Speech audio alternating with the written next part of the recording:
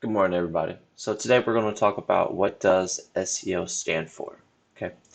So I made a page the other day and talked about this specifically, and we're going to go over it real quick. So, what does SEO stand for? With SEO properly done, you can start to see a clear investment on investors hitting your site through the search engines. Being found on search is one of the main and best ways when it comes to SEO long term, right?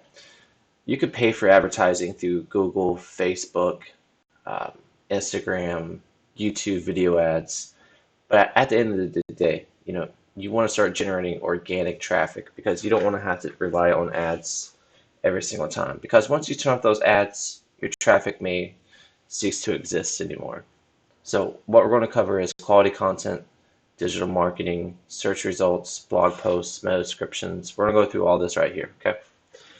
So quality content, making sure that the content on your page matches user intent. If someone lands on your page, there is a reason for it, and that reason must be met, otherwise your visitors will quickly bounce out. Now this is a very important metric.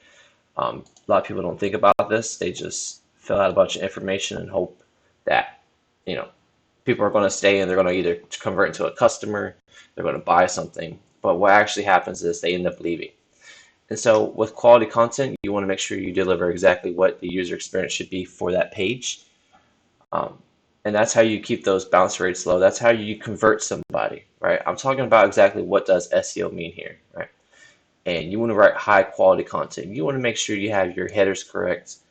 You want to make sure there's spacing, between the paragraphs. You also want to put some bullets in here to just break up the copy because people don't want to read something that's super, super long, right? Um, Next is digital marketing. Now, this can be a very broad term, and digital marketing is the process of everything that you do online to better your site or your client's site. All right. Now, basically, what that means is all of your efforts online is digital marketing, right? Facebook, Twitter, Instagram, Tumblr, YouTube. Again, then you got citations, you got backlinks. Those are all digital marketing. It's a very broad term, so just keep that in mind. There's a bunch of different things that go into something like that. For example, if you were to look here on this basically picture I made, you're going to see backlinks, you're going to see social. Inside of social, that points to your site, you have your YouTube, your Instagram, your Facebook, and your Twitter. Okay, that's a digital marketing aspect. You also got ads here, right? So you got YouTube from ads, Google, Instagram, Facebook. You get where I'm going with this, right?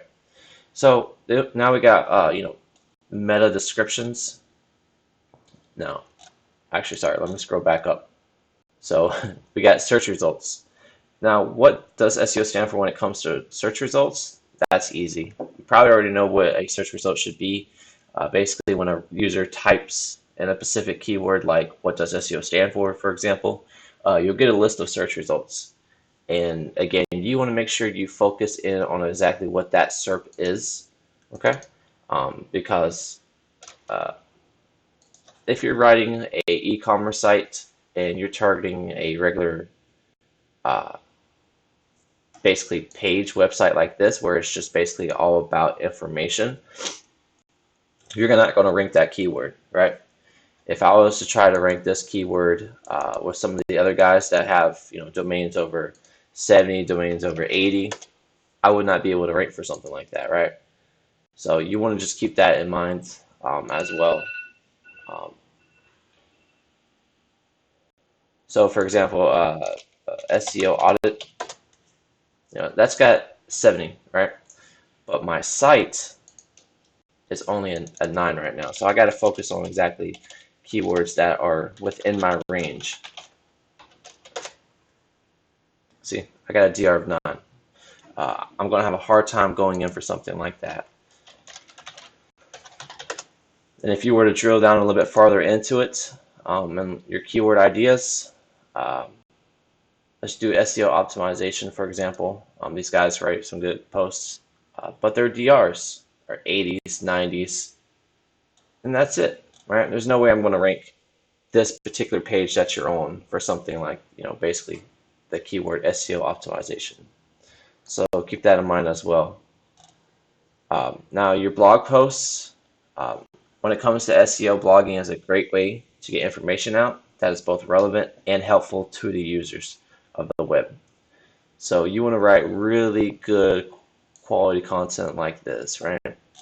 And what you do is once you write your content, you're going to use something like SEMrush to find out how well the post was written. And then you want some other tools as well to basically analyze the quality of what you wrote as well. You want to backtrack and double check everything that you do online. You can do that with something like Grammarly. It's great. Um, Readable is good as well. So just check those tools out if you haven't already. Now you got meta descriptions. Now, what is a meta description? Meta descriptions are very important when it comes to search. Not the most important, but it is search and search engine optimization. The meta descriptions are going to be that little something that you see right below the URL. So when you do a search, for example, you were searching for SEO optimization, right? You got this here, you got your URL, and then you have the description below it. So let me go ahead and pull something up so you can see.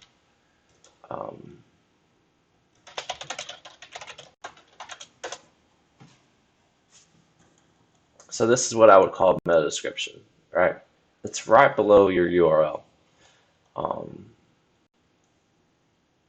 1 second here.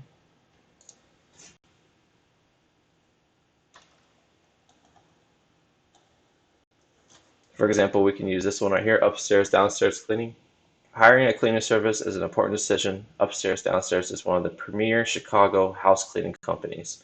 Try our 5-star cleaning service. So to me right there, that's very, very powerful. It's also very highly ranked.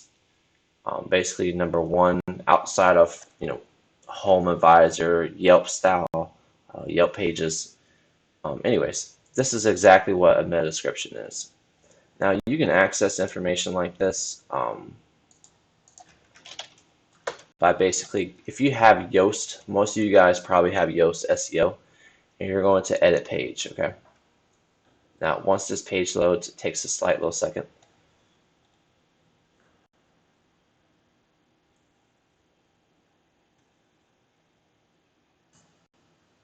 You're going to scroll down till you see your box right here, right? Your Yoast SEO.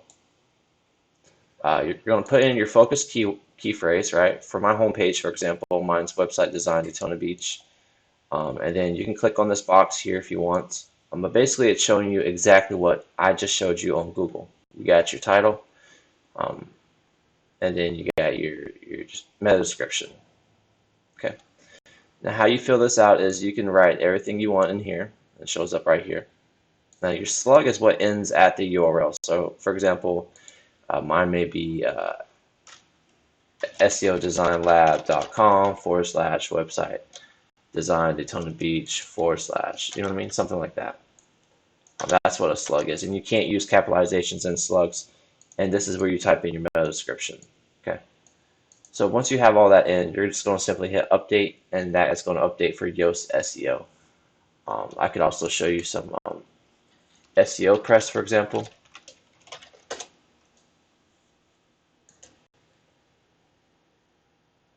Now, SEO Press is another SEO tool that you are going to want to put as a plugin on your site.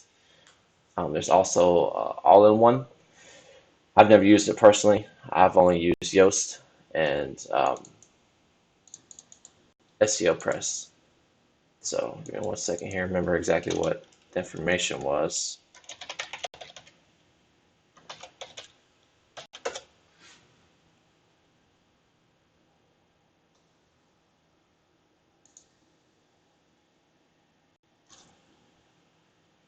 Alright, so now we're in the WordPress dashboard. I got some updates I need to do here. So we're going to go into our pages real quick. I'm going to show you exactly what SEO Press is real quick. We're going to go to like our home page, for example.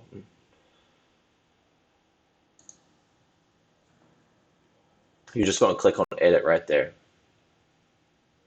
And then this is SEO Press, right? You got a tab over here on the side. It's going to allow you to basically put in all your stuff. Again, very simple. You have your header right here, title, sorry, right here. And then you got your meta description right here. This is what's showing up in Google, blah, blah, blah, blah, right? Hit update. Simple as that. So next we have search algorithms. So when a user does a search, it pulls all the relevant information to match user experience based off of these, tests. Google and Bing both adjust their algorithms to better deliver exactly what you're searching. Um, so basically, when you do a Google search, again, all right, every time I type in a result, it's going to give me something applicable to exactly what I'm looking for. SEO and Santa Barbara, for example. It gives me the best right here because that's what I was searching for. There's a lot of factors into this we'll cover a little bit later, but that's basically what search algorithms do. I type something, it gives me a result. Google search, same thing. When it comes to being found through Google, it is not just about keyword stuffing anymore, the words you want to be found for. Google has become very, very good at this, and right now the SEO trend is more towards building, high quality content. For example, exactly what I was, showing you. Um, this would be high quality content, right? It's a bunch of words. I think it's around uh, 900 words. It's actually around 1,200 words, and that's basically what the industry is doing. They're writing a bunch of content. They're putting it out there, hoping to get backlinks, hoping to get social shares. All this is going to help out do that. Um, you also want to make sure that you focus more on start generating user content so that way they get people engaged. If you can start getting people engaged towards your site and your Facebooks and your Twitter and all that right now, you're going to be ahead of the game once Google decides to start changing this, because this won't work forever, right? Just like stuffing keywords back in the day. Now you got high quality content. Producing quality pages that represent strong user intents, right? Is basically what we're trying to convey here. Let me find it real quick.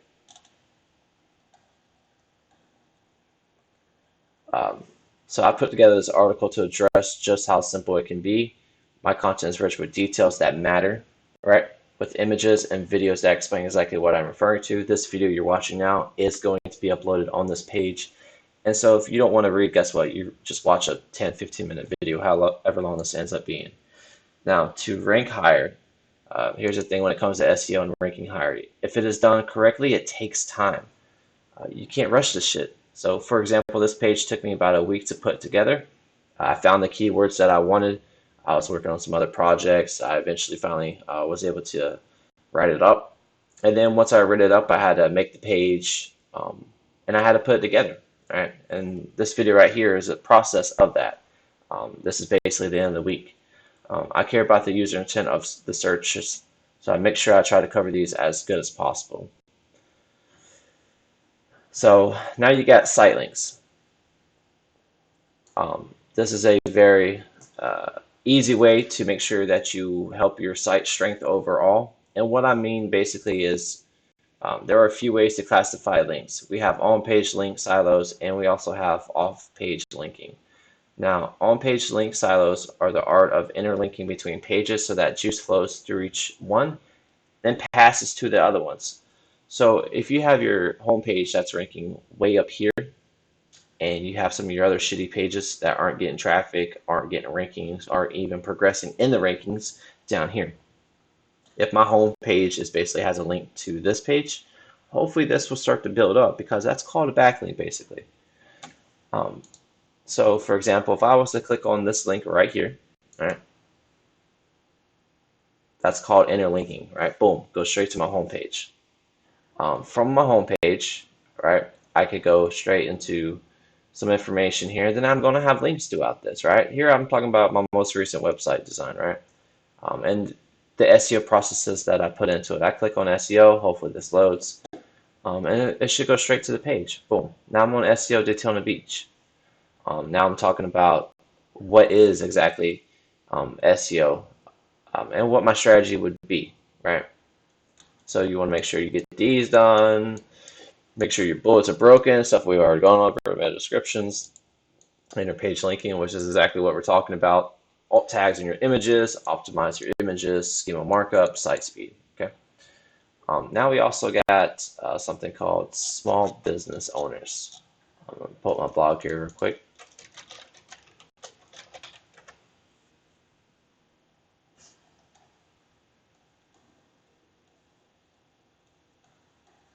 So small business owners, right? When it comes to small business owners, search engine optimization is of course a huge deal.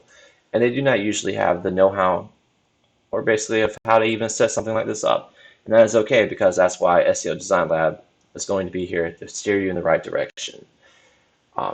We'll take a lot of this guesswork out where you don't have to worry about, all this content, keywords, what keywords should I go for, things like this, right? If you were wanting to do something like, Daytona Beach plumbing, for example, would you know exactly what keywords you should target that are actually getting clicks that are worth anything? You may not, right? Mastercraft Plumbing, Plumber St. Augustine is a great keyword. Palm Coast Plumbers, Daytona Beach Plumbers, right? That's where we are right now. Let's go into that, for example. You're going to click on the SERP overlay here. And look, we got the 10 best plumbing in Daytona Beach, Florida by Yelp.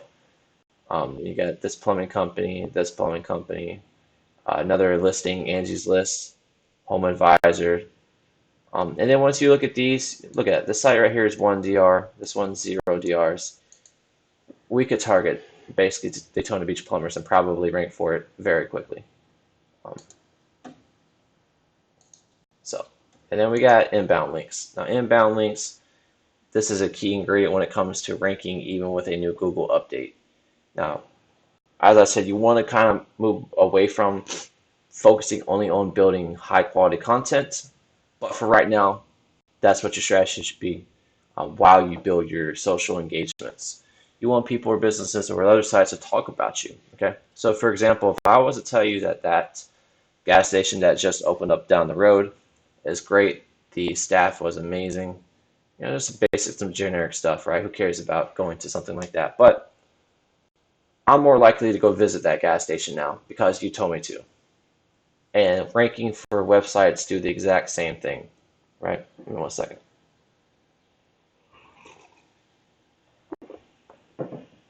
So the more links I have pointing back to my site from relevant websites like Facebook, bloggers, influencers from Instagram, that's going to give me authority, right?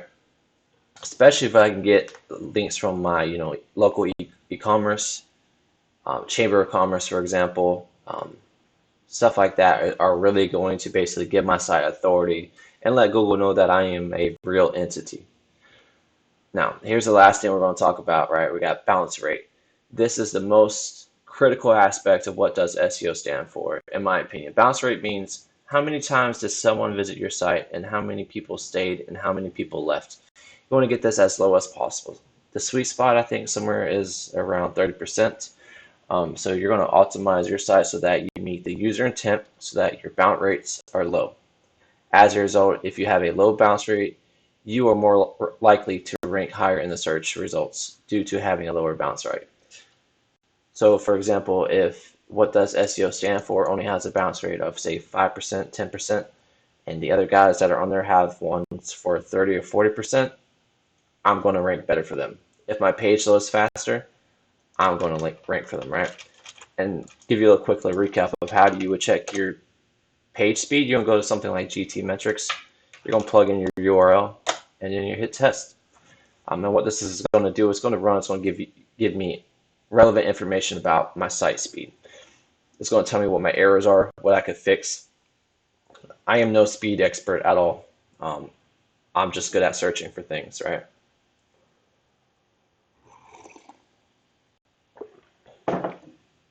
All right, so right here you see I'm in the green. All right, we only care about greens. So I got my mobile speed or whatever, and then I got my page speed. Both are B's. But what I fucking care about, right, most importantly, is my load time. I'm loading a 1.3 milliseconds basically, and my page memory is only kilobytes, not megabytes, right? If we were to run my home page, for example, that's not horrible by any means, right? But just to give you a difference, if this page was trying to rank for the exact same keyword in the search results for that, that page is probably going to have a better chance to rank.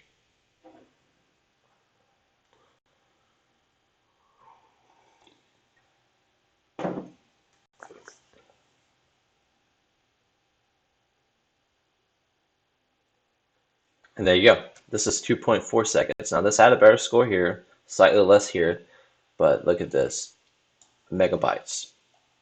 So keep that in mind. You want to have below 30% bounce rate. And the way you find these things out is use something like Google Analytics. And then once you go in there, it's going to tell you everything you want to know about your site, right? It's going to give you all the relevant details, what pages people went to, how relevant those pages were. All these things are very good, important metrics. So just keep that in mind, guys. You know what I mean? You don't want to have a bounce rate of 70, 80%. You're not going to get anything. So, all right, guys, thank you for watching, and you guys have a wonderful day.